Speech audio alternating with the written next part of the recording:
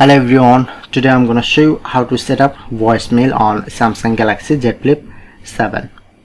So open your phone apps, look at the right corner, tap on three dot, then you get setting option, scroll down, then you get voicemail option, just press on and add voicemail number, enter your number, press on OK.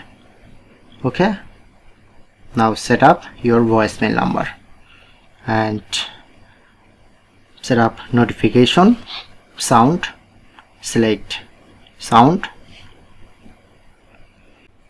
If you want to vibration, enable or disable, and lock screen, show contact, hide contact, or don't show notification. I'm just select it and overall setup.